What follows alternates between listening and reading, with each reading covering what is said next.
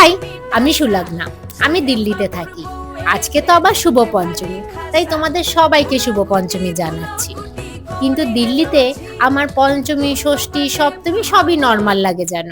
যখন মণ্ডপে যাই তখন একটু ফিল করি, কিন্তু কলকাতায় যে ঘরে বসে থাকলেও ঢাকের আওয়াজটা পাই, সেটা এখানে প্রচন্ড মিস করি।